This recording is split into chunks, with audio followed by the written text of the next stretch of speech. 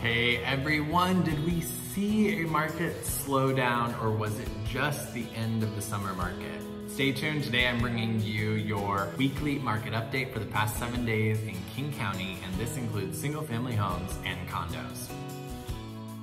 Hey there, thanks for tuning in. So did we see a market slowdown or was it just the end of our summer market? That's a really good question. I actually think that it was the end of our summer market and we saw a quiet week 2 weeks ago, and now we are seeing the fall market start to get into full swing. So 2 weeks ago, the number of pending listings was down quite a bit and then came back up last week. And then also the number of sold listings was down quite a bit week over week, but then came back up last week as well. And the number of new listings has remained pretty steady.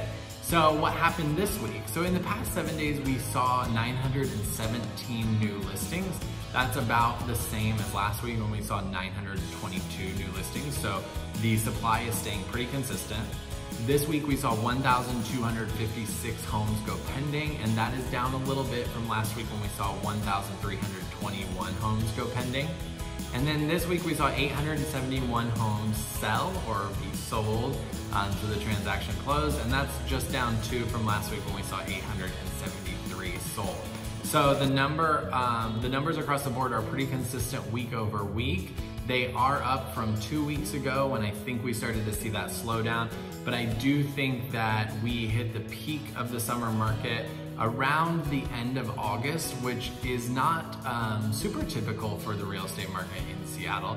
Typically we see that the end of the summer market happen in about July, and then August is pretty quiet in terms of new listings and contracts.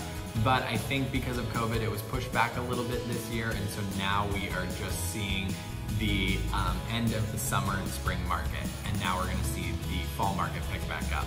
So that's my prediction, and obviously we'll keep following along on the data and let you know what's going on. If you have any questions about what's happening in the market or specifically what's happening in your neighborhood, I'd love to hear from you and help you out. Don't hesitate to call, text, or direct message me.